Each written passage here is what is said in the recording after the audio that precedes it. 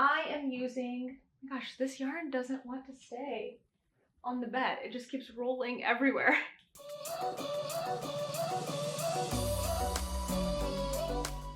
Hey everyone, it's Natalie, also known as Knitty Natty. Welcome to episode 168 of the Love and Stitches podcast. Today is Tuesday, February 7th, 2023. It's a beautiful sunny day here in New York City. We had that really deep freeze like over the weekend and everything. Now it's warmed up to about 35 degrees. Yesterday it was in the 40s and everyone was saying how nice of a day it was. So just goes to show that that is totally all relative. I'm excited to show you a couple of new projects that I have cast on, started over the past week. I feel like the new month always brings with it new things. You can also kind of see that something may be finished that I'm going to talk about in the project segment here next. But I also wanted to let you know that next week's podcast episode will not be on Thursday. It will be one day later on Friday. We're shifting the schedule a little bit because of Vogue Knitting Live coming up this weekend, and I'll remind you more about that in the news segment. First up, let's talk about what I'm wearing. I am finally done with my Lace and Fade Boxy. So I'll stand up in a second, but this is the Lace and Fade Boxy by Joji Locatelli.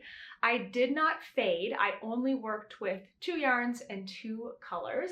And I actually have a tag for one of them because I borrowed some yarn from my friend Amy. So this yarn, both of these yarns are from the Little Wolf Knits. The main color is on her Sunfish base, which is a 75-25 fingering weight, and it is called Too Good to Eat, so that's all of this. And then the lace is all done in Surrey, and it is apple cider, both from the Little Wolf Knits. So I'm very pleased with this sweater. I did make some changes, so go look at my project page for all of the details, but just overall, I pretty much followed the first size of the pattern. I went down from the recommended size for my bust because I didn't want it to be quite so oversized. That presented some challenges because it moved the start of the arm up higher on, or the start of the sleeve rather, up higher on my arm, which is a larger circumference. And I have been looking back at my old makes and realizing how big of an armhole I actually need for my body. So I just realized that went about this all wrong. So the start of the sleeve got moved up, so it was on a bulkier part of my arm. And so I went up one size in the sleeve. So from the body to the sleeve, I had already gone up one size, but that was only gonna give me like an 8.5 inch armhole. That is definitely not big enough for my arms.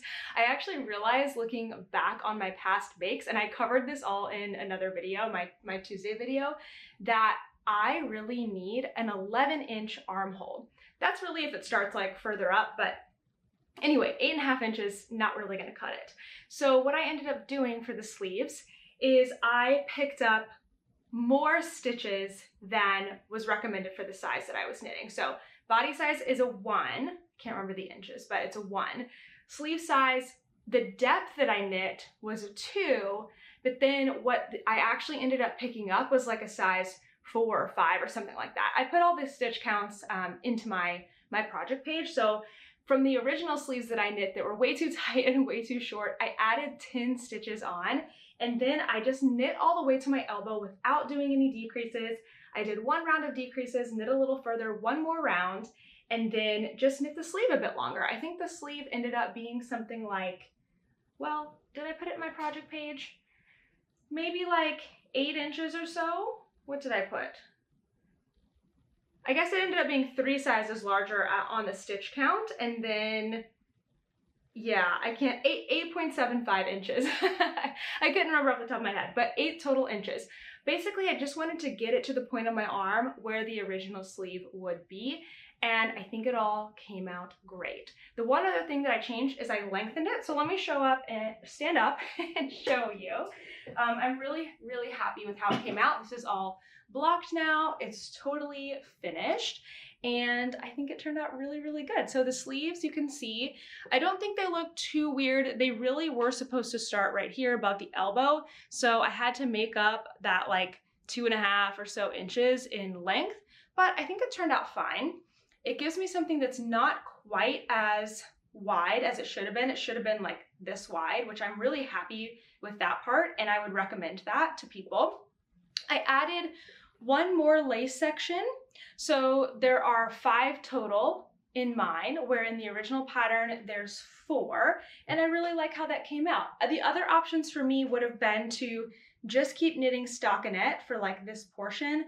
I think that would have looked weird, so I opted to add in another lace and then do a shorter bit of stockinette and rib. I think it all looks really balanced. All of these have 18 rows, including this one. Just 9 of the rows are stockinette and 9 of them are ribbing. I think that came out really, really nicely. It covers me. Obviously, I'm wearing like lounge pants right now, but I think it all is gonna look really, really good in jeans too.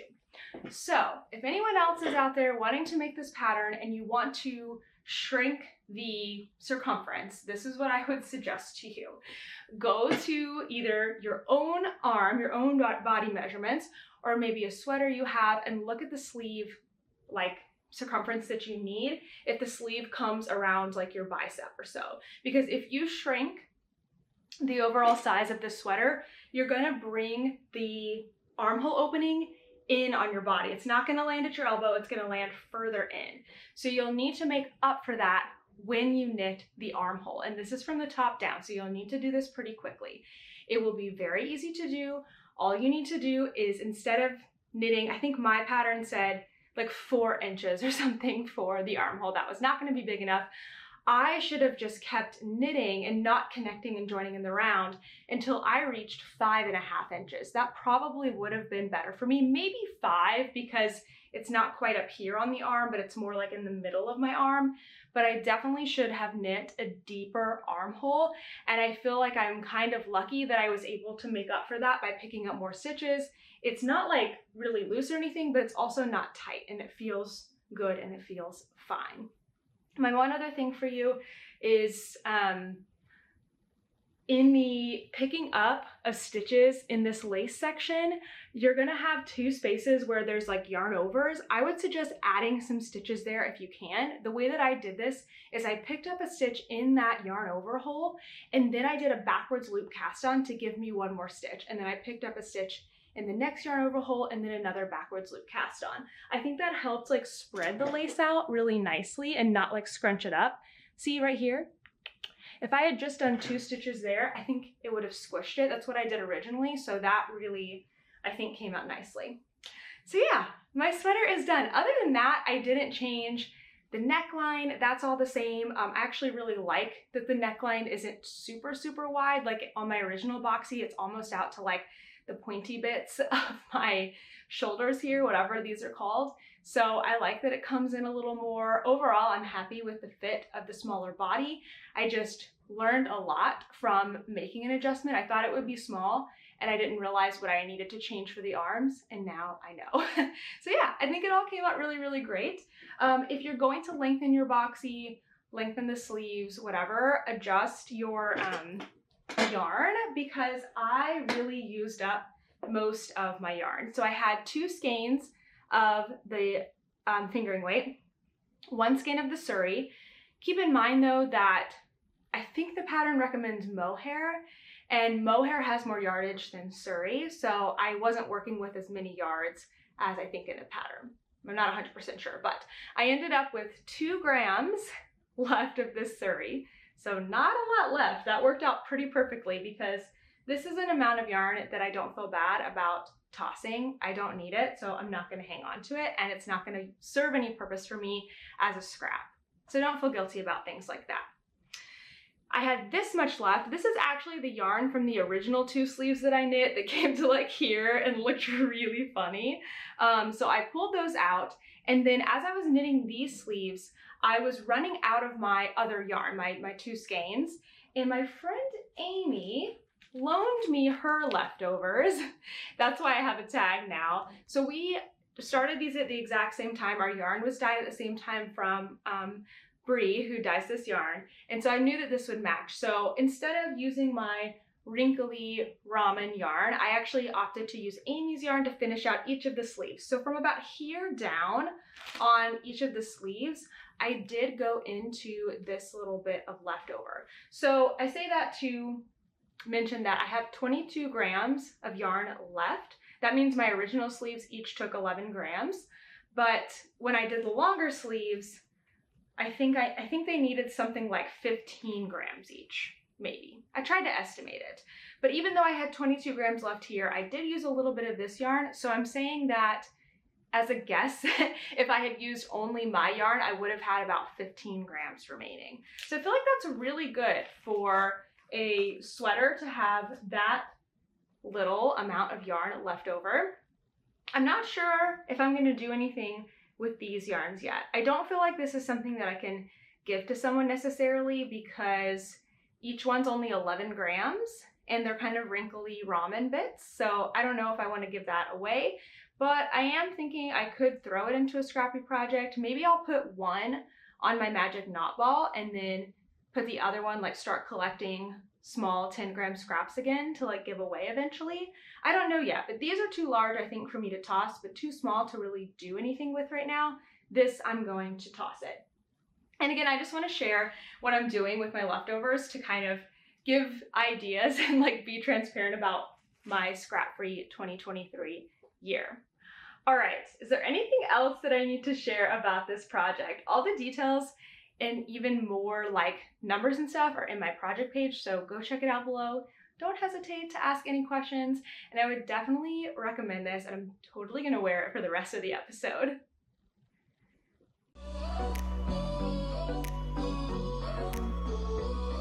I am very excited to get to show you some new things finally. I feel like I've been working on the same stuff for a while now. I mean, I did start the boxy back in December, and then I was working on my granny strap blanket in December. I started my Advent socks in December, and I worked on those all throughout January, and they're all now done. So the project palette has been cleared for new things to come in, and it feels so good. Like, it feels really nice to finish things, but I think it feels even better to cast things on. You know what I mean. So now that I have finished my boxy sweater, I am going back to a sweater that I started in November. And I'm really excited to make this sweater. It's going to be a nice, simple, classic sweater. I've got it in a beautiful bag that I got at Woolen Folk in October of last year in 2022. I know somewhere there is a tag for this. Here it goes, it's on the inside. The bag is from Krista Jekyll, I think is how you say it. And these bags are really cool. They are hand-painted fabrics, a nice wax canvas bottom, and I like that you can totally close up the top like with the drawstrings, or you can keep it open and it falls right inside the bag. And it has really big handles too, which I think will be nice because I can actually put it over my shoulder. So I really like this bag. I like a nice tall bag I'm finding. Okay, so let's look at this new project that I am starting. I'm calling it a new project because I actually ripped it out. So this is the Citrine Light by Emily Green. I don't know if I'm saying that name right. I don't know if it's Citrine, that doesn't sound right. That can't be what it is. But it's a really beautiful sweater by Emily Green. There are two versions of it. And I originally cast it on in November, and I took a picture here that you can see of the project as I'm ripping it out because I decided to start it over for a number of reasons. Number one, I decided to cast on a larger size than I originally planned to make. I don't remember, well, actually I do have it here. Let me pull it up because I want to share more about the sizes that I'm choosing to make because I'm discovering a lot about that. I've been knitting sweaters for a while now, but I feel like in the last few years I've been really understanding knitting sweaters. So originally I was going to make a size 1. I think it was something like 38 inches. I don't know. I have a little bit of a yarn shortage problem here. So I feel like I'm all over the place, but let's talk about the yarn for a second. So I am using this yarn. I have 4 skeins of it. It is Magpie yarns, dyed in the skein. So it's like Magpie, Spin Cycle, and Magpie. I think Magpie dyes it, Spin Cycle spins it.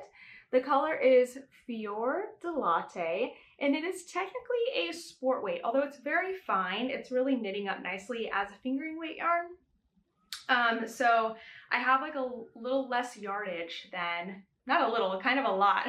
This is 300 yards per skein, whereas a fingering weight yarn is usually at least 400, a lot of times up to 463 yards. So yeah, I was trying to knit the smallest size possible, but I realized that I was not going to be happy with that when I went back and looked at some of my recent sweaters for my Tuesday video. And I realized that most of my sweaters had a bust of 42 inches. And so I thought, you know what? I need to redo this sweater. I need to cast it on again and make it the proper size. Maybe I can adjust something else to kind of make up for that yarn. So I started over. That was reason number 1. Reason number 2 is I wanted to switch needles. So I have the ChiaoGoo Forte needles, and they're really great, but I am a wooden needle girl. And the ChiaoGoo Fortes have a metal tip, and that was kind of bothering me. Plus, they're a little more resistant. And so I decided I also wanted to try out these Lantern Moon needles. So these are the Lantern Moon ebony needles. I got an interchangeable set, one of the smaller sets. It's sizes 3 through 8, except it doesn't come with the size 4, which is interesting. I've heard different things. I've heard that the size 4 was just not a popular size, and so when they set out to create like a half kit, basically, because they do sell like the full range, I think it's like size 3 to something much larger than 8, but the smaller set seems to really fit for me because I don't really use much other than 3, 4, 5, and 6. Those are my most common sizes, but I really needed the 4. So I just decided to order the size 4 needle tips separately. I got them from Webs. They came in. I needed them for the sweater. Perfect. Now I have the full range of 3 through 8. Oh, the other theory of why it's not included is that, and this is from an Instagram follower that told me this, that in Asian cultures, the number 4 is, sorry. I don't know what she said specifically. Eastern cultures, maybe? Now I'm getting it mixed up, but y'all let me know. That the number 4 is not a lucky number. It's like an unlucky number. So that's another theory of why it's not in there. I don't know. It could be one of those things. It could be both. I don't really know. But either way, you can get a size 4 and fill it out. So I really wanted to try these needles, and I didn't want to switch needles in the middle of the project. I was about here when I started, so it didn't really seem like a huge loss. And also like a project that I hadn't worked on in over a month, over 2 months actually, to then start knitting on it, I felt like there wouldn't be as much consistency as if I just started it over. So for so many reasons, I ripped it all out and I started it anew. So I reset the project start date on my project page. I started fresh, and I'm so happy that I did. So here's what I have so far for my citrine light. Also, starting it over allowed me to correct a couple things that I hadn't totally done right the first time. So you start with a provisional cast on, except that the designer, Emily, she says to do a yarn over counterclockwise. Is that right? The opposite way of what I normally do. And so I tried that on this one. So I don't know, we'll see if it's different. But the other thing that she suggests is that after you cast on, you double your stitches, and then you take half for the front and half for the back. So I'm working on the back right now. So I'm working with half my stitches, but then the other half of my stitches, you can barely see here, are all on waste yarn. And when I first started this, I was like, I don't want to put my stitches on waste yarn. It'll be so much harder to pick them back up. I'll just leave them on the needle. That was so hard. It was like impossible to work with the other half of the stitches. And the designer says to put it on waste yarn, but I was just like, no, I don't need to do that. I don't need to do that. I can make it work. So then I put it onto a stitch holder, a flexible stitch holder That was better, but it was still really tough. So this time, using the knowledge from the first cast on, I did put it on waste yarn, and oh my goodness, what a difference it made. It made it so much easier. So you can see there's like these really stretched out stitches here. I'm thinking and hoping that when I go back and pick up these stitches, the second set of stitches for the front, that have now become really tiny because they have a really tiny strand of yarn in there, that things will hopefully even up. I don't know that for sure, but worst case is this is the back of the sweater, so you won't see that on the front. So yeah, it's going really well. It has this beautiful twisted stitch that kind of like travels across. I love that it has this little yarn over detail here. It's really cool. It shows up a little better on this side than this side. So I am trucking along through the back. I am making a size 2, I don't know if I mentioned that, which has a 42.25 inch circumference. And for reference, my bust is 34.5. I actually just redid all my measurements because I was comparing them, like choosing sizes and stuff. I have a note in my phone with all my measurements, and I redid them all, and I'm glad I did because they've all changed by 1 to 3 inches. They've all gone up by 1 to 3 inches. So that's good to know. Like, no wonder things were tight. I wasn't making the right size. So my bust is 34.5, and I'm knitting a size 42.25, which means, what is that? Like 8-ish inches of positive ease. And that seems to be a comfortable spot for me. I know this from my old sweaters. But then, using the knowledge from this sweater and many others, I looked at the sleeve schematic. And I love when a designer puts the sizes like in a chart where it's like the sizes down the side. Or no, wait, is it the sizes down the side?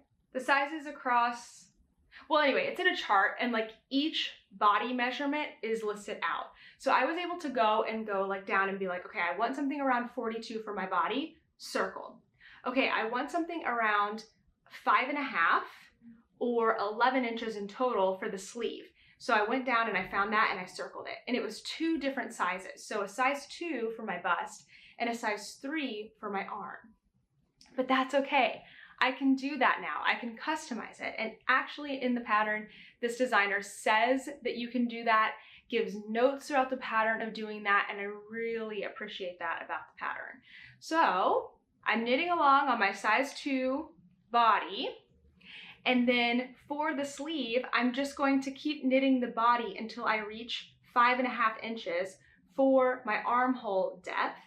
And when I go to do the sleeve, I'll just make sure to do that size 3, the one size up, sleeve pickup, so that everything on the sleeve matches, everything on the body stays the same. It's a really beautiful way to combine things. Hope that makes sense. But I like being able to do that, and I will keep you posted as I continue exploring these things with sizes. So I mentioned that I'm going to be a little short on yarn.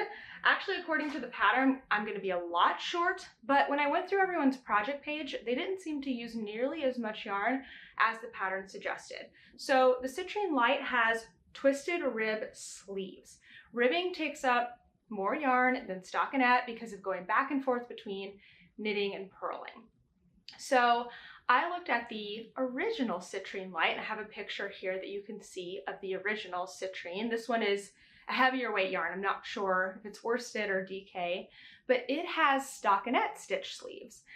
And I think it looks really, really good. So my plan as of right now to help me be able to knit this larger size and manage my yarn is to knit the sleeves in stockinette. So hopefully this will save me yarn, and it will also save me time because I won't be knitting twisted rib on all of those sleeves. So yeah, I really am just having so much fun. Like, I can't wait to work on this sweater later tonight and keep knitting on it. I feel like I got a lot done. I actually just started this a couple days ago, and it's already moving pretty fast.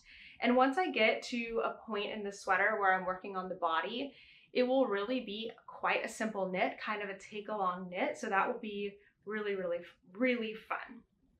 I think that's it for this sweater.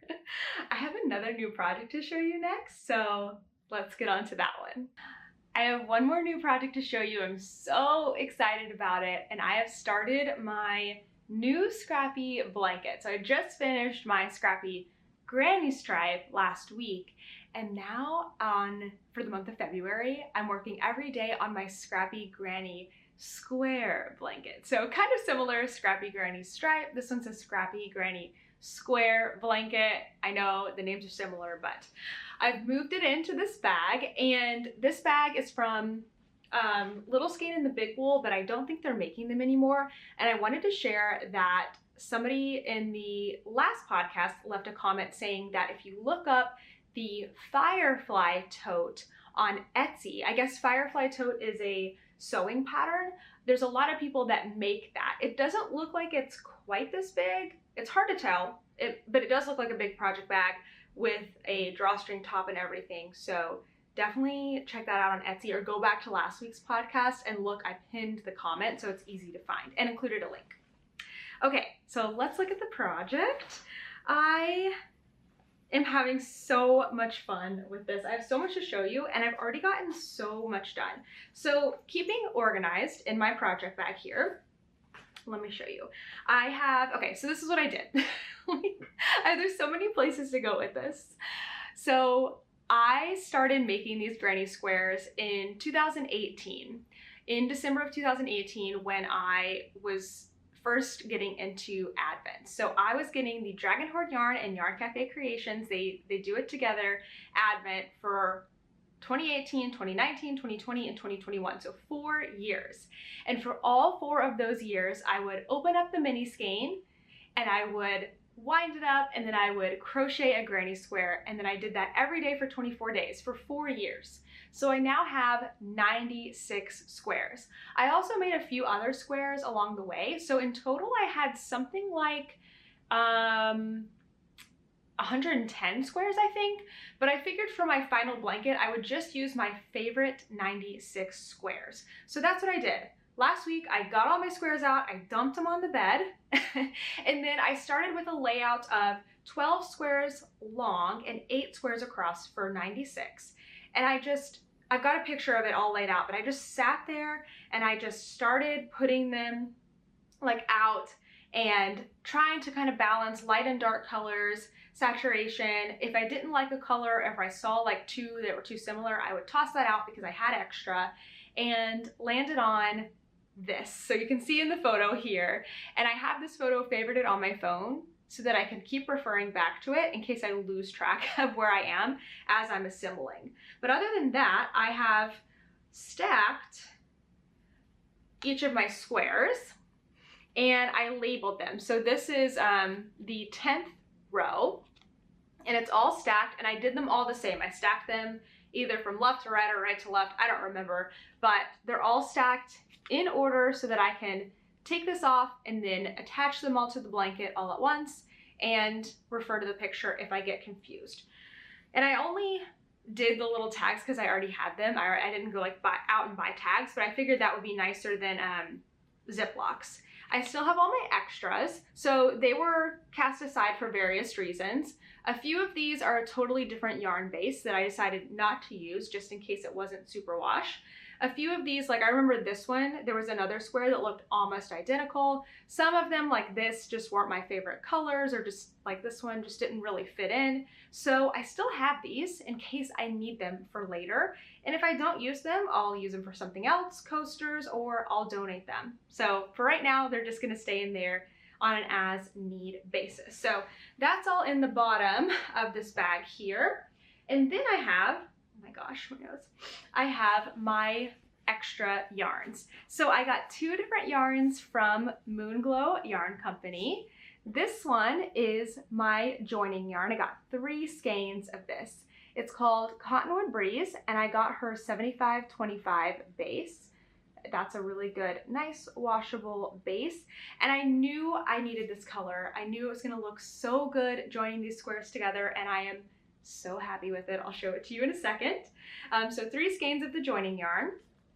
And then I wanted to do something fun for the border. I kind of thought this as a border would be a little bland. but also like get dirty. I mean, I'm sure it's gonna get dirty inside the blanket, but you know how like the edges of things get dirtier? So I wanted something dark, and I also wanted a nice pretty color. And there's a lot of pink-ish. You know I like pink, so I figured a nice dark pink would be beautiful. So this is also from Moonglow, and it is called Wild Orchid. I figure I will need around 1 to 2 skeins, but Whitney was so sweet and she sent me 3 of these. So I've got plenty of yarn if I want to like really make the blanket bigger or do a nice big border. I have so much to play with. So I've got 3 of each for now, and I'm trying to keep good track of my project page on what I actually use, and so I will update that as I work through the project. So all of that is sitting in there. I've got an extra joining yarn already wound up. And then I also have my crochet hook in this project, this little like zipper bag. I would highly suggest that for big projects, because even if I get up from my project for a second to like grab a glass of water or something, my crochet hook gets lost in the blanket, in the couch. So I try to always just have this sitting here to throw my crochet hook in, but always in the project bag. I zip it away like this, and then it's always easy to find. So that's how I'm keeping organized for this project and making it something easy for me to pull out every day and have everything that I need. Okay, so let's actually look at it. I've already joined a lot. You can see my first color is already probably like close to halfway done, but it is going better than I expected. It's so beautiful. I mean, I can't really take credit for it, so I feel like I can say that in a humble way. It's so beautiful. So this is what it is looking like after 6 days. Today's the 7th, so I haven't worked on it today. So 6 days of work. This is what it looks like. Oh my gosh. I haven't really like stepped back. Oops. How did you get down there? Okay, so here's what it looks like. It's not a huge blanket. It's about 40 inches wide, and I'm estimating that it's going to be something like 60 or so inches tall. That's before the border, so of course I can make it bigger with the border. And this joining color, I think, is looking so beautiful. So you can see that each square, where are my individual squares? So the individual squares just look like this. They don't have that, they don't have this border yet. I'm doing it as I go, and it's been so fun. So the method I'm using is called a continuous join as you go, and I'm so glad I found it. I guess I can sit back down now instead of weirdly crouching to talk to you. So when I first started looking up this technique, I was looking at a joint, just a general join as you go method. And now I can't even remember exactly how it went, but I think you worked like partway around a square, then joined it to the other square, and then like fastened off your yarn. I know there was fastening off of the yarn at some point. I don't remember if it was at the end of a row or whatever, but I was like, yeah, this is a good method. I get to give each square a nice neutral border while also joining. I don't have to get out my tapestry needle and sew any squares together. This is great. But then I stumbled onto Hooked by Robin's continuous join as you go. And I was like, huh, what's a continuous join as you go? And I spent the afternoon, this was several weeks ago, watching through that video. I think I was working on my other like crochet blanket at the time, just watching and learning, and I'm so glad I stumbled upon it. So I've linked the tutorial in my project page, so you can always find it in the project page. I'll try to put it in this podcast as well. But if you are ever putting together squares, I think that Robin said it would work for other shapes too. The continuous method has got to be the only way. I haven't done the other method, but I just can't even imagine doing it a different way. So it is continuous, meaning that I do not have to cut this yarn at all. And I'm joining and joining and joining these squares. And it's so fun to do. It's definitely a learning curve, but I wouldn't say it's super hard or anything. So you start in the bottom corner. So this was my starting place. You can see my tail is there. You work 3 sides of a square, and then you attach. And then you work 3 sides of a square and then attach. And you do that all the way across the row.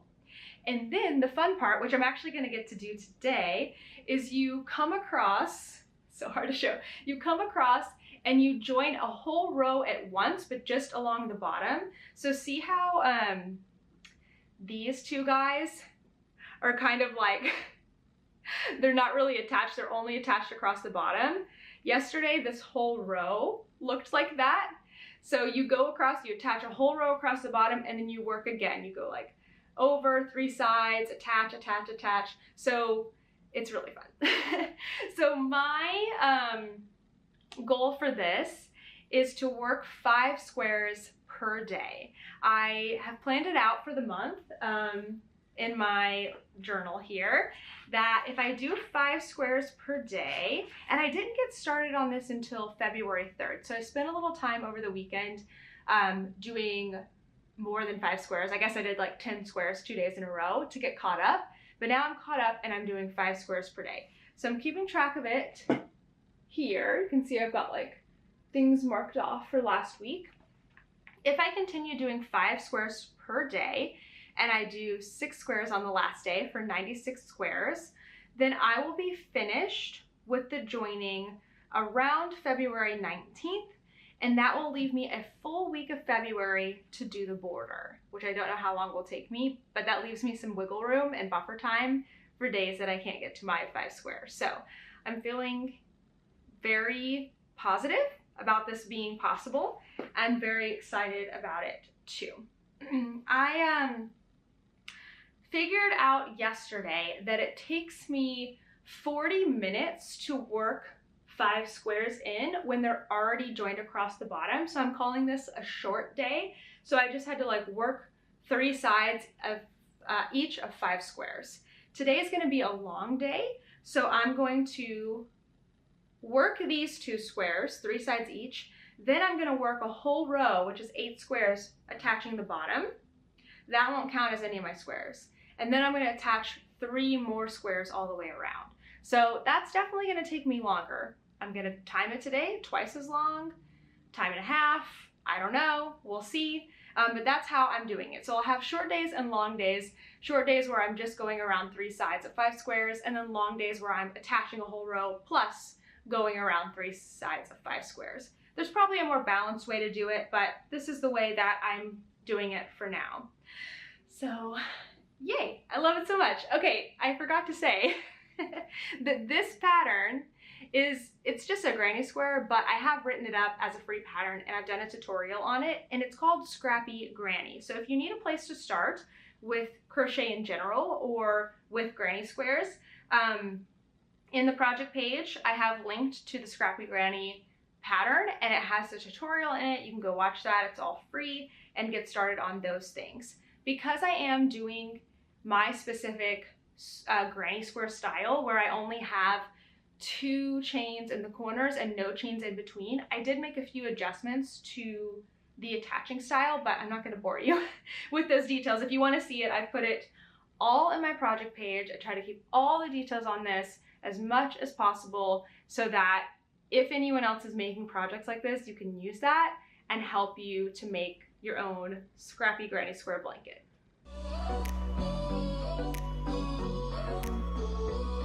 I almost just went straight into questions and forgot I have one more project. That's what happens when I have all new things in the week. It's like finish things, new things, just lots going on. But this project is one you've seen before, so I won't spend too much time on it. But it is my Muscle Burrow by Isolde Teague, my latest one. I think this is the 5th one that I've made. I am using, gosh, this yarn doesn't want to stay on the bed. It just keeps rolling everywhere. But I am using Suburban Stitcher Sock in the colorway Reunited, which was her fall 2022 show color that I got at DFW Fiber Fest. In this iteration, I am making it for myself. I am doing 1x1 ribbing for like 3/4 of the hat, maybe like 2/3 to 3/4 of the hat. My goal is to have a ribbed part with a fold up ribbed brim, and then a stockinette part with a ribbed brim.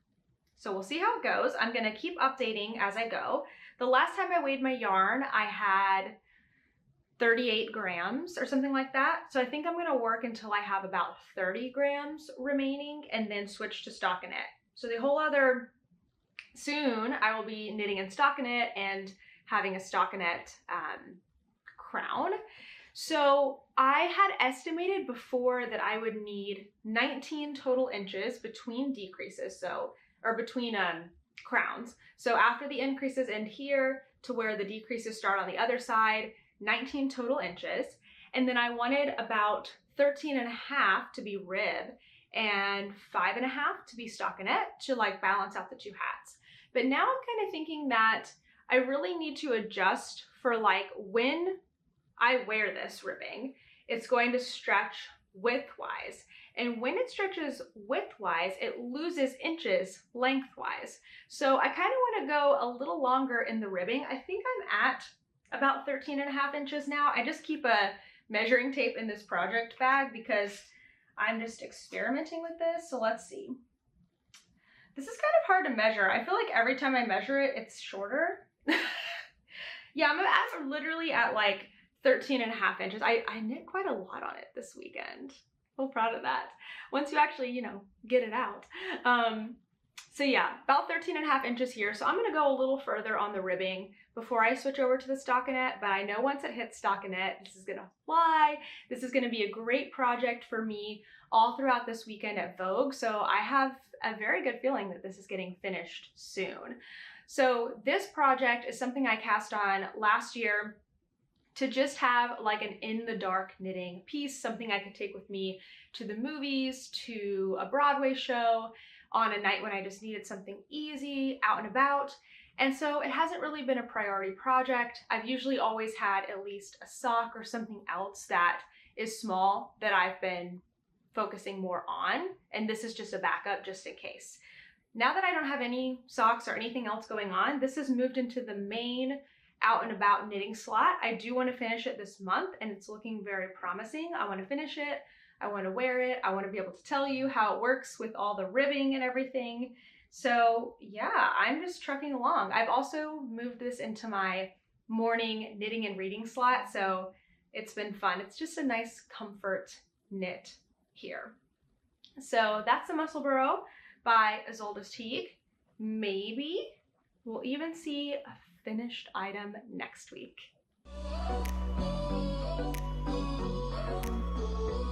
Let's start with our first question from Abigail Morrison. As a minimalist, do you think your blocking mats are worth it? How do you store them? Thanks. Okay, so first of all, I love as a minimalist because I totally am striving towards that lifestyle. So let me explain what a minimalist means to me, because there's lots of different like points of view out there. For me, being a minimalist means doing more with less. So being able to be fully immersed in things because I don't have as many things that are kind of tying me down, making time, like giving me extra things to clean up or just extra distractions, things that I don't love or want to keep, making me feel guilty, all of that stuff. So thank you. That was like a compliment in a way, or at least I took it that way because I am striving towards that. Okay, so are blocking mats worth it? I think yes, 100%. So these are the blocking mats that I currently have. They are from Knit Picks. I'll link them down below. There's 9 in a pack. There's all different kinds that you can get. There's some that are gridded. I know people have gone to like the dollar stores, $5 stores and found larger gridded items. They're basically just foam, like rubberized foam, and you can stick pins in them and block things, and it kind of helps because not only does it give you a nice flat surface, a nice clean surface, it's a little better than a towel. I think things dry a little bit faster, and you can also configure them into different shapes because they're puzzle pieces and they fit together. So most of the time I have a picture here that I can show from when I was blocking my boxy, where I kind of make a T shape out of them. So that works really, really nicely. And then they also store well because you can break them down, you can stack them all up. I keep them on my yarn shelf, just in my little IKEA cube on one cube, and they fit really, really well. So I think they're totally worth it. That being said, I do have one more item for blocking that I am debating whether to keep or not. And it is this giant blocking board that I got at least 10 years ago. And I'm having a hard time justifying keeping it, but also having a hard time getting rid of it because they're no longer made. You can't get them anymore. I think they're really intended for sewing because you can iron on them, they're gridded, they're really, really great.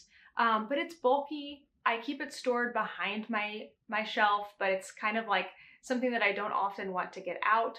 And I do use it when I block big shawls, but right now that's only one time per year for me. So literally, I don't know if it's worth keeping for one time per year. So I'm kind of have that up in the air here if that's really something to hang on to.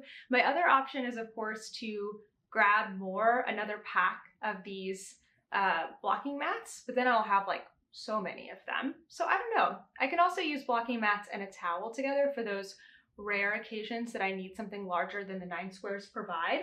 So all that being said, I think that getting one pack of 9 is a really good investment as a knitter because I think you'll use them a lot. Oh, you know what I forgot to mention is that when I have a small item like a hat or a pair of socks, I'll just throw them on one square and like set them here by the window, mostly so they're on top of the air conditioning, but like not exactly touching it. So I really like that part of it too with these puzzle pieces because you have the option of using 1 or 9. So I think that's really great. So yeah, I think they're worth it, but the blocking board, at least for me, is up for debate right now. What would you do with it?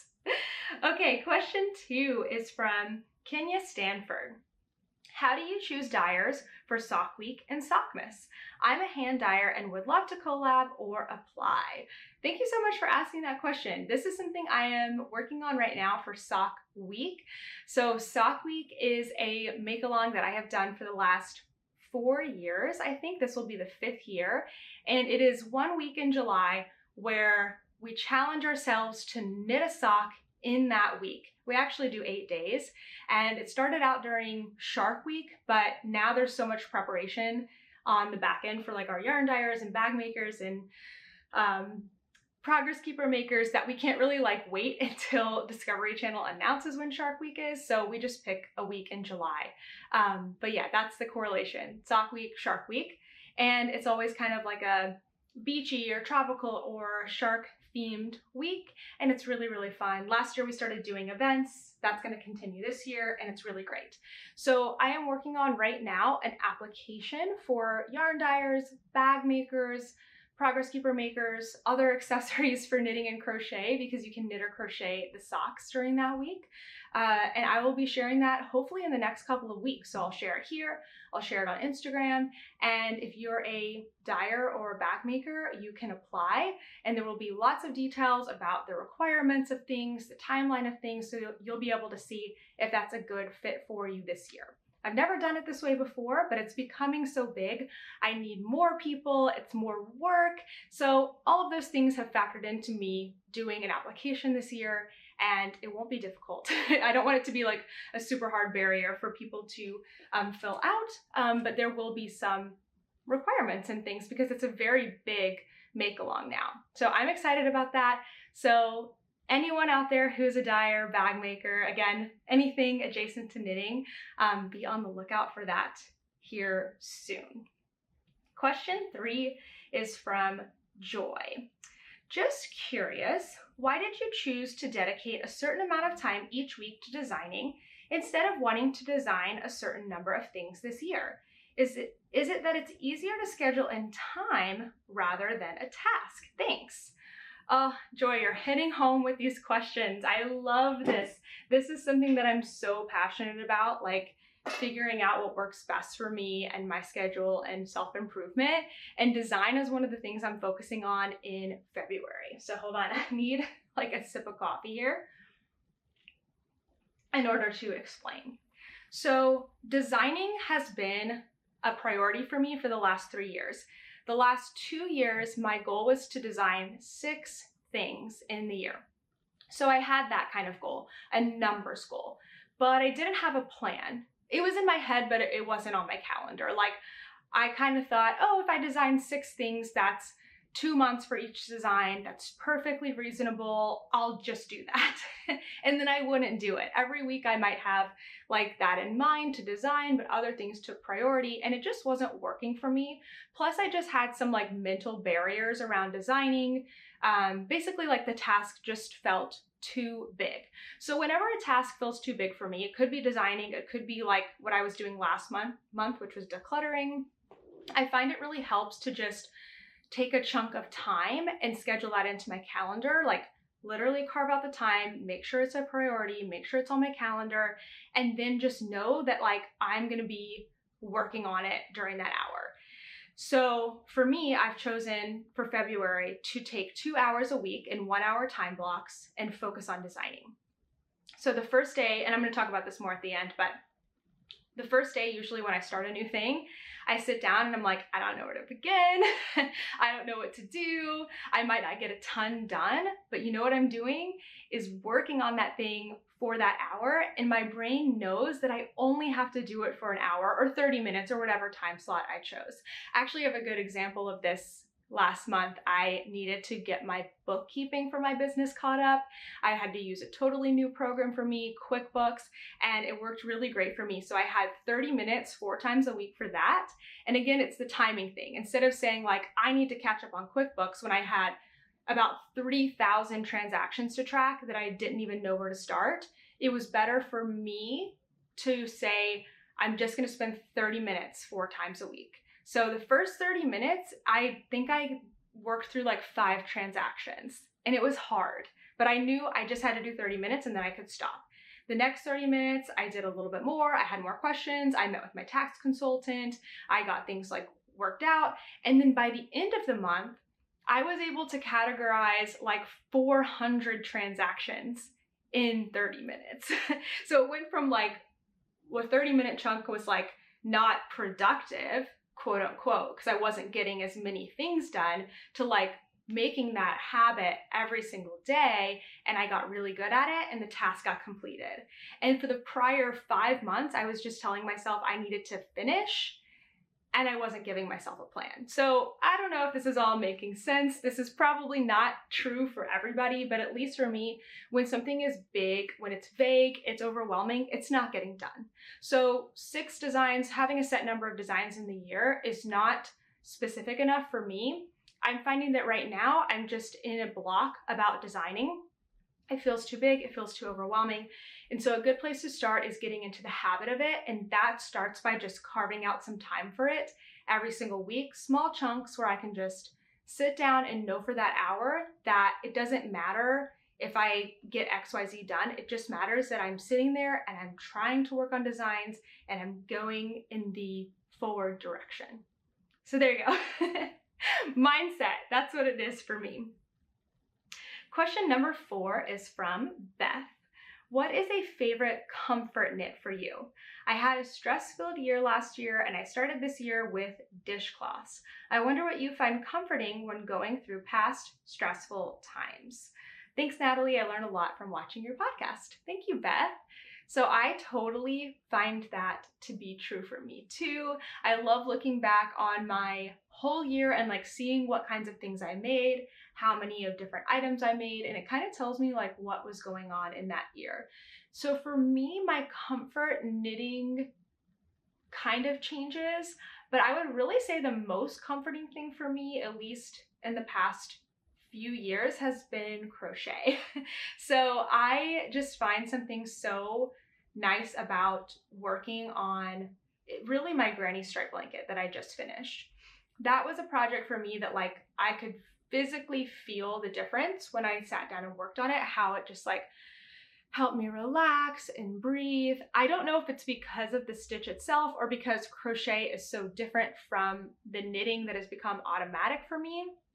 I had to concentrate a little more, but it was still easy, it was still comforting. So I feel like crochet is actually my comfort knit, even though it's not knitting at all, but it's like my comfort place.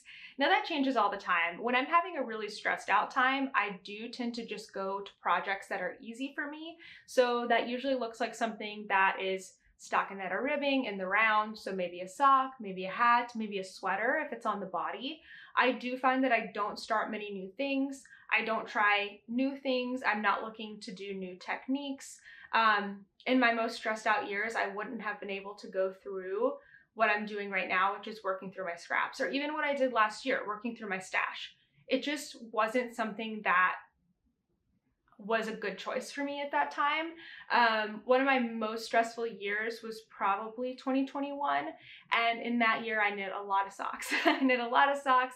I knit a lot of simple stuff. I made a lot of patterns, or a lot of like items that I ended up not really liking, honestly. And that's okay. Like, I still enjoyed the making, but I just wasn't in the place where I was like really focused on my knits. And that will happen.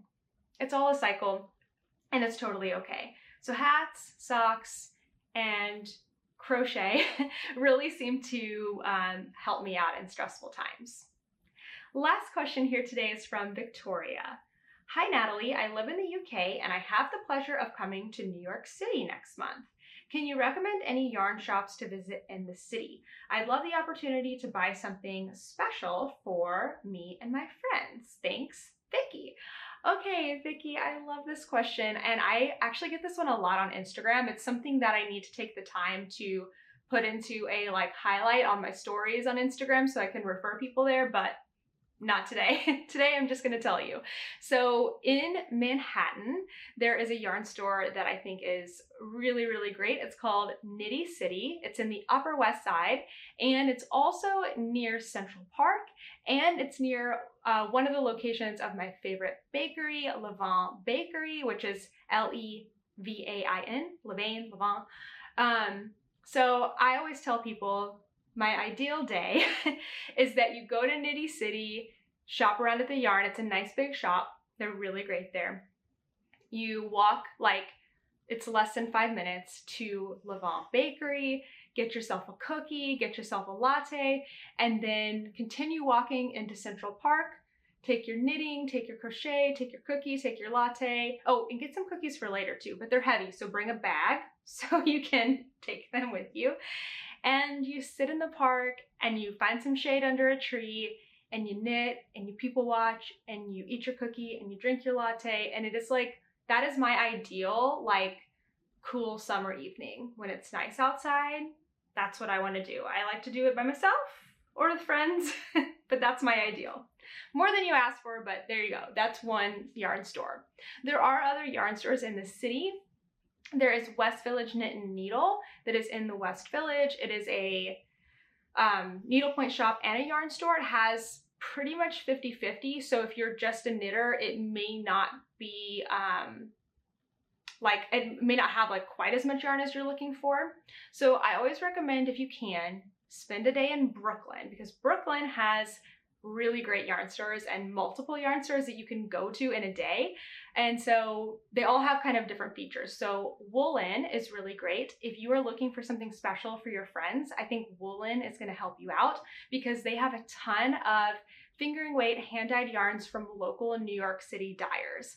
I always find that they have that in stock there. So that's a really great place to get something special and unique that you may not be able to get anywhere else. You can also go to Brooklyn General Store. I believe Woolen and Brooklyn General Store are a 15-minute walk from each other, so they're great to go to together. Brooklyn General Store is a really nice store. If you're ever needing like sweaters quantities for things, they have a lot of like solid colored yarns. They really stay on top of like what is trendy in the knitting world, but not like trendy in a way that's like not in reach, not like wild things, but like what people are loving. So Brooklyn General Store, very beautiful store and within walking distance of Woolen. I also love String Thing Studio. It's a really cool shop. It's also in Brooklyn in Park Slope. It is, I feel like it's so quintessentially New York. It's a cute neighborhood. And then the store is like literally this big. It's not literally this big, but it's really narrow and skinny. They have a really cool backyard area. So if you ever come and you're looking to like for community, I feel like String Thing Studio has a really great community. They're always involved in events. So maybe look up and see if they're doing something. The time that you're here, you could come and shop, and then you could stay and hang out. It's a really fun space. They also have the orange yarn from Gigi Made It. It's a Madeline Tosh yarn, but it's that Gigi orange color, and I think they're the only ones that have it. So definitely go there for that. And then the last store in Brooklyn is Argyle. I've only been there once, so I can't say as much about it as I want to. It's a really great shop. They have lots of great yarns. I believe they dye their own yarns, so you're gonna find, again, something really unique there. Colors that you can't get anywhere else because it's their yarn. I think they also carry hedgehog, and they might be one of the only places that carry hedgehog in Brooklyn, maybe. So basically, all the stores have their own special things. So hopefully one of those like ring true for you, but it's really fun to like get out and try all of the different shops. We're very, very lucky to have so many great places here in New York City. And while I was saying that, I remember there's another one in Manhattan that I've been to in the, is it in the Lower East Side? Oh, now I'm forgetting it because I think I got hedgehog fibers there, so it triggered that memory. But it's called, oh shoot, what's it called? It's really cool. It's very small. It's the smallest of all of them. And they have a library ladder and like all their yarn on this beautiful dark like wooden shelves, but it doesn't feel like closed in. It's really cool. I don't remember what it's called. We'll put it on the bottom of the screen. But basically, lots of great places to go in New York City and in Brooklyn. All right, I have one more thing to share. This is not a question, but more of a question y'all answered for me in the comments of last week's video. So my granny stripe blanket that I shared last week, I washed it, I felted a stripe. I was thinking about redoing it, whatever, but I shared a lot about washing it in that experience. So go watch last week's video if you haven't seen that yet. I got so many comments about what I can do for next time, and the ones that stuck out to me the most were telling me that I could actually wash it on high speed. So rather than washing it on a low speed, being very gentle to it in the wash, and then drying it, not drying the yarn. Superwash yarn means it can be washed, doesn't necessarily mean it can be dried. I don't know why that didn't click for me. It's not super dry, it's super wash yarn. So having it wash on a high spin cycle to get out as much water as possible would actually be okay for the yarn as long as it's on cold, and then it would be dry enough for me to lay out somewhere, hang over my shower curtain rod, and like let it air dry. So my next blanket, that's what I'm gonna be trying and letting you know how it goes. Someone specifically said like, hey, yarn dyers, when they wash their yarn, they spin it out in one of those little spin things and it goes on a high speed and it's okay. It survives. It's made to do that. So I really appreciate your help. I do try to read through as many comments as I can, especially to answer questions and to see feedback and stuff. So I appreciate it so much. If you do have a question for me, make sure to leave it down in the comments, but use #question at the beginning of your question so that I can look out for it and answer it in next week's episode.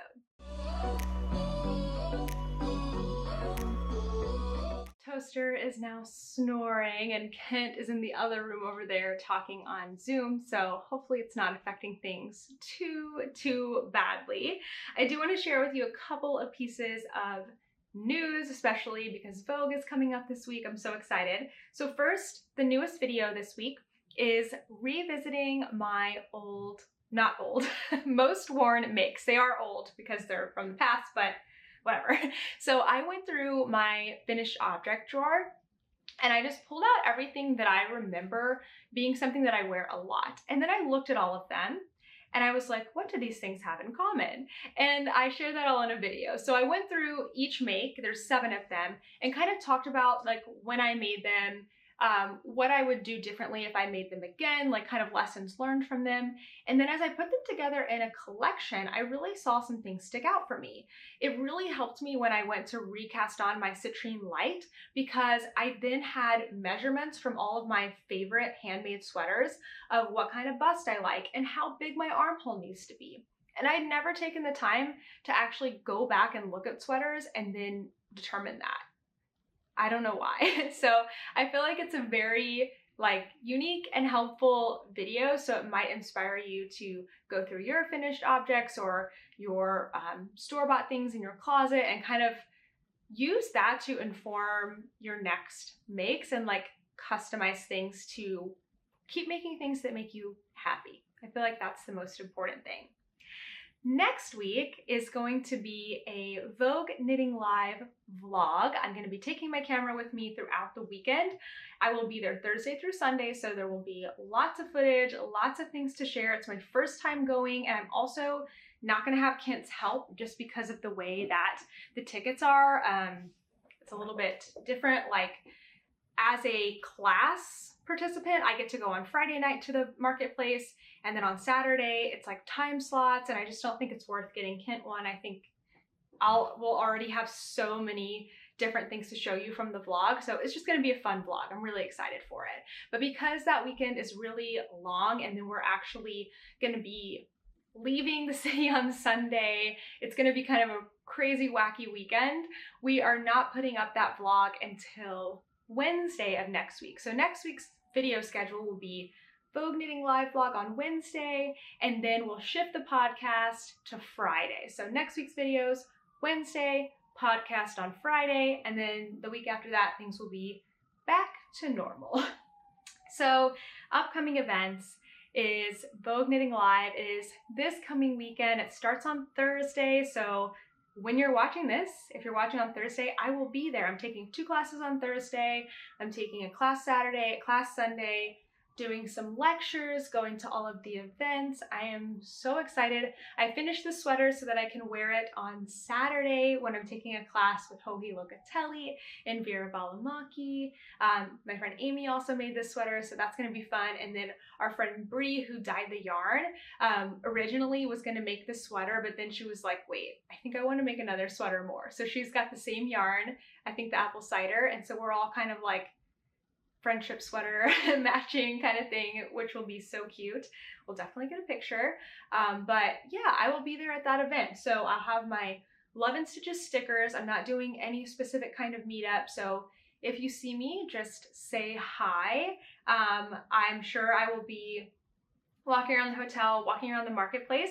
I wanted to show that, I think it was today, I don't know, they sent out from Vogue, I'm trying to find it, a digital map, and so I downloaded it from my email. Yeah, it's like a guide. So it's got the schedule, and it's got some ads. It's got the map of the hotel and all of that. The floor plan of the marketplace. I thought this was really smart. I like that they kind of said, you know, going green or whatever, but this is so much more convenient than having something paper anyway, because most of the time I do have my phone like right on me and I have it ready to get out, but I wanted to have this map on my phone where I didn't need access to the internet. So I opened it in the email and then I downloaded it to my files on my phone, so now I can just find it. And then I showed last week that I put in my calendar like all of the classes that I have, plus when the marketplace is open. And then when I click into it, I have like my homework, I have the location of the classes, all of that, so that I don't have to worry about keeping anything straight on paper or anywhere else. And then my phone will give me reminders when new things are starting. So that's how I'm getting planned and ready for this weekend, because this is a totally new event for me. And I can't wait to share more about it next week with all of you.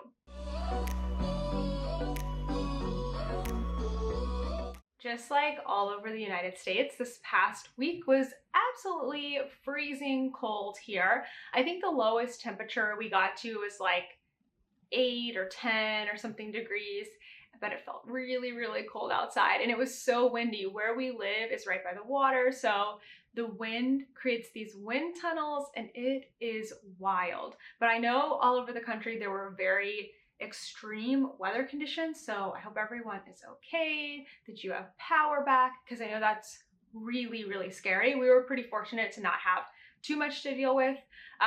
There was a little bit of like ice. We had to put Toaster's booties on. I had to, you know, put on a scarf. It really wasn't that inconvenient. So it was all okay here, and I'm very grateful for that. So on Friday, because it was super, super cold, that was like one of the coldest days. I think Saturday was the coldest, but it was getting there on Friday night. We ventured out in the cold to pick up pizza, and then we came back home. I mean, it was so cold. We snuggled up. I had my hat out, I had my pizza, I had my finished blanket snuggling me up, and it was just a really great night. So we just did like movie night at home, way too cold. I don't even remember what we watched, honestly. We just like snuggled up and stayed in. On Saturday though, we had a really fun day, a day trip upstate. So one of our friends that lives across the street has a car, and so he got his car, and you have to like, when you live in the city, you have to like go get your car. I feel like that I just glossed over that, but like you have to go get your car from somewhere because it's not just in your driveway or in your parking garage. His is actually parked out in a different like neighborhood. So yeah, he had to go get his car, pick this up, another friend up. There was 4 of us, and we drove about an hour upstate, so north in New York, and we went to Beacon and Newburgh. It was a really cool day, but it was very beautiful. We're right on the Hudson River. The cold made the sky really clear and blue, and so it was really, really nice. So the first thing we did is stop in Beacon, New York, and we went to a store called Beetle and Fred. It is a fabric and yarn store. The last time I went, there was a lot more yarn. This time it seems like they're doing more, like the fabric is kind of taking over the shop. It's a very beautiful fabric store. So if you're a sewist, I think you're gonna love it. They had all these really lovely bundles of like quarters, fabric quarters, and I don't sew, so I don't really know exactly what you do with them, but they were so pretty. So I didn't end up getting anything there. There wasn't a lot of yarn to choose from, but it's a really cute town, Beacon. So we continued walking around, and we went to, no, we didn't really walk around that much. It was so cold. We went from the yarn store to the bakery called Beacon Bread Company, and we got a couple of treats and some coffees, and then we went across the street to the Beacon Barkery and got Toaster some treats. So that was really fun and super cute in there. And then we met up with another friend, a friend of our friends, for lunch at Hudson Taco. We got some tacos. It was great because you got to like order as many little tacos as you want. They all came out on one tray. And then we had our tacos, we had guacamole, we had salsa, and it was really good. Really good for New York, I would say. It was really good in general, but it definitely made me miss Texas and miss that Texas Tex-Mex food. After that, we went to the friend that actually lives up there in Newburgh. We went to his house that he is renovating. He's renovating a historical home. Wild, so cool.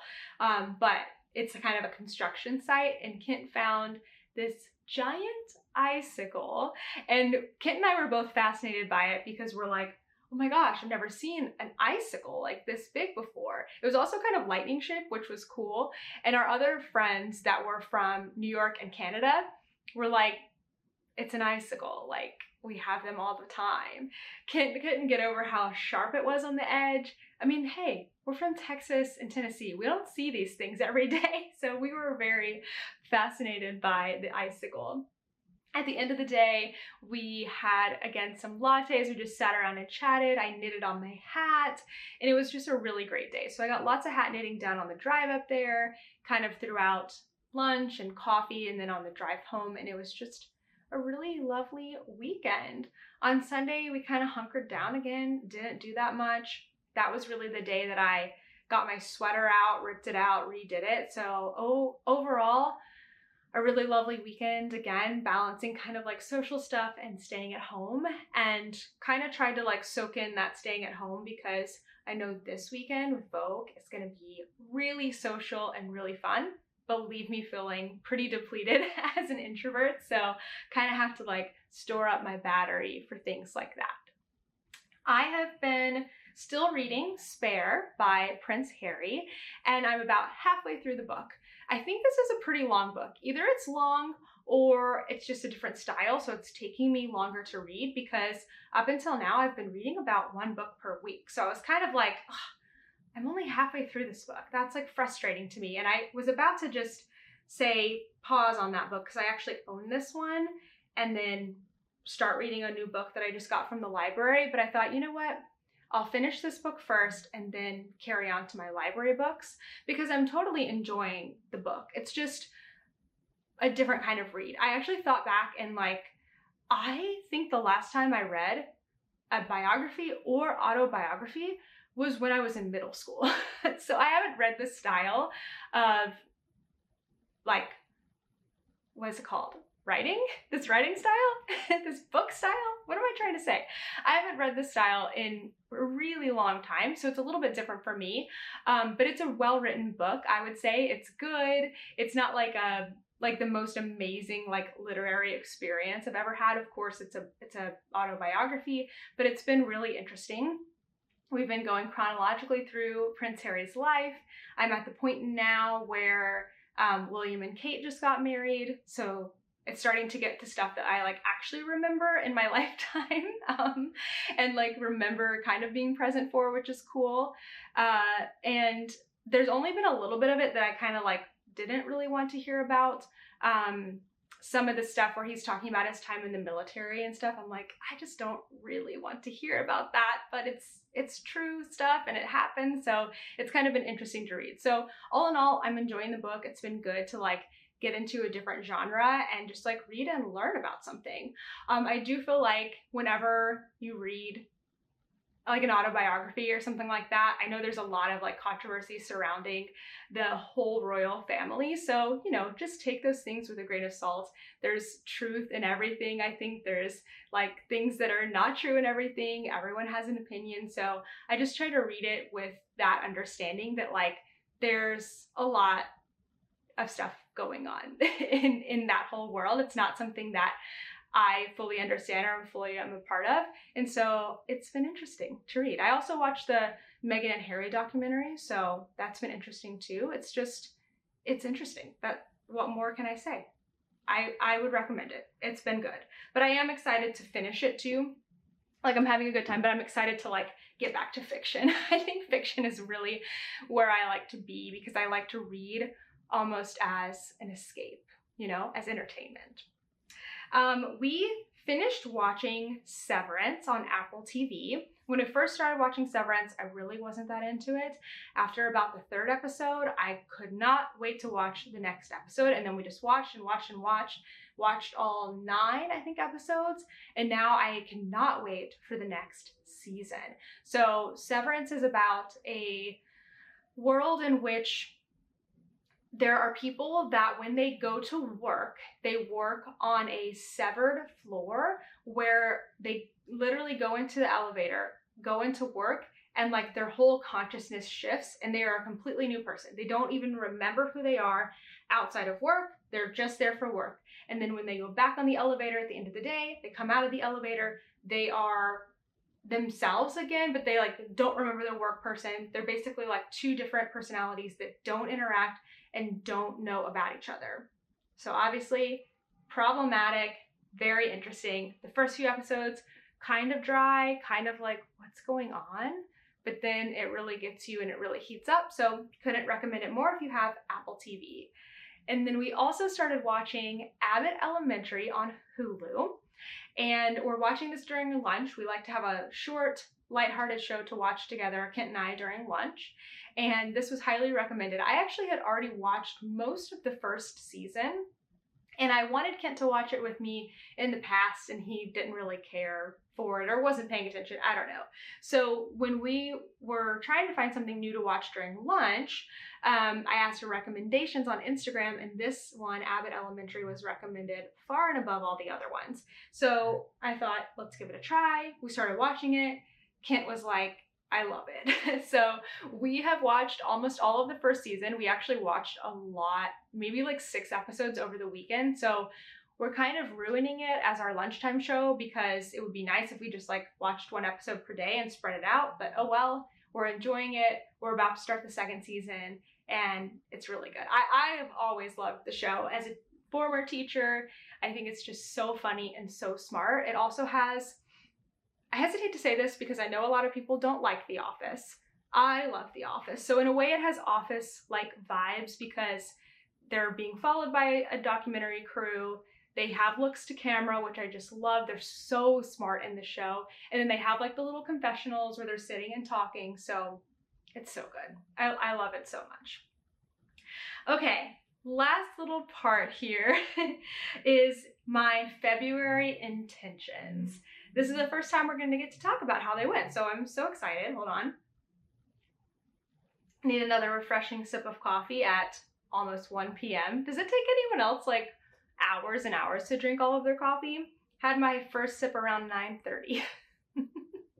Okay, so each month I am planning to have 3 intentions: a personal goal, a business goal, and a yarny goal. So in February, my personal goal is to try 1 new restaurant per week. And Kent and I are doing this one together, and we've picked Wednesday night as like our night to do it. So it's kind of turned into a date night. So we're getting to try new restaurants. We're also trying new foods a lot of the times. And well, we've only done it one time, but I think that's what's going to happen, is try new foods. And it's turned into a date night. So it's just all around a really great pick. I think for February, it's already been so much fun, and we've only gone to one place. So last week, we went to a new restaurant in our neighborhood called Cheese Boat. It's a Georgian restaurant, and we tried 2 new foods. The first one is the Kali. I looked up how to pronounce this. Hold on. I have it here. Pakali, and it was really good. We have a photo of what it looks like, and I also have like the menu, so like you can see what it looks like, because I don't want to butcher this. But it is, hold on, did I pull up the menu? Here we go. It is a traditional Georgian vegetable pate, I think that's how you say that, with a walnut paste. So it's like kind of like a blended, it was a cold dish. One was leek. The red one that you can see is beet, and then the darker green is spinach. There was also kind of a bread that it was served with. It says a cornbread, but it was definitely not like the southern kind of cornbread that you think of that's like a gritty texture. It was more of like almost like a pita or naan kind of texture, and then mushrooms. It was really good. We couldn't even finish all of it. We brought half of it home and had it for lunch the next day, but it was a very unique and interesting taste, and probably the only way I've ever enjoyed beets in my life. So very, very cool to try that. And then of course we had to try the Cheese Boat. I mean, that's what the whole restaurant is called. So they had several different kinds of cheese boats, but we got one with smoked Gouda cheese along with their cheese mix and scallions on top, and then also had a green sauce, which was like a little bit spicy. This Cheese Boat, you would think it was kind of going to be like I thought it was going to be, because it's almost like this bread kind of bowl thing. I thought we were going to like dip inside of it, but it was so thick and so cheesy. You can see Kent like stretching the cheese. It was incredible. I mean, how could it not be? It's cheese and it's bread. But I really thought we were going to either dip into it, or it was going to be like thin enough like a cheese bread pizza kind of thing. It was basically both. It was like the thickest cheese on top, like not quite dip texture, thicker than that. And then also like the best bread. Like the little knobs on the end of the Cheese Boat were so good. They were kind of a little bit of like yeast-like. I mean, oh my gosh, it was so good. We couldn't finish that either. So we took half of everything home. We probably ate a little more than half for dinner and then had the rest for dinner another night. But oh, it was so great. I would definitely recommend it. They also had a lot of fun drinks and cocktails that we didn't partake in, because since the goal is to go to one new restaurant per month, we're really trying to keep costs low and not drink while we go out, and keep our meals around like $60, because it's expensive to go out to eat, and it's definitely expensive in New York. And if we don't spend money on drinks, we have more food experiences to try. So all in all, a really great start. And I kind of picked this one, so it's on Kent to pick this week's restaurant that we're going to try. Now, my business goal for the month of February is to design 2 times for 1 hour a week. So 1 hour, 2 times a week. That's a better way to say it. I definitely am experiencing some resistance to this. So I was able to design for one 1 hour time block over this past week, and I'll share with you what I did. So I am working currently on my design for these socks. I'm calling them the tall and stripy socks. So I was able to get 2 pages of the pattern done, just like the basic pages, and kind of like think through changes I want to make for the next round of this pattern, because I'm going to knit it one more time, one more sock, before I call for testers and have other people test the pattern. So I also received my yarn for that. This is mustache yarn, and it's a really beautiful pink gradient. So it's like a pink gradient, and then this gray blue will be in between. And I love mustache yarns because the stripes are always impeccable. And this is actually 2 50-gram skeins in here. So it's already comes split and they match. You don't have to do anything to make them match except just wind them the same way. That's the most important thing. So very excited to get those started again. So I spent my whole hour time block working on that. But then, like I said, I'm kind of experiencing a little bit of resistance to it.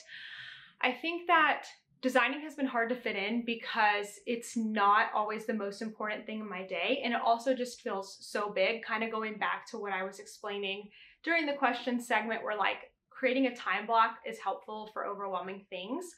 But I'm also just like finding that if other things take longer in my day, that designing thing gets like shifted, keeps moving to the end of the week. And then I'm like, oh, didn't get to it. And it's coming back around. So I've already missed 2 of the times that I was planning to design. So I really need to take some time and kind of reflect on what is causing that.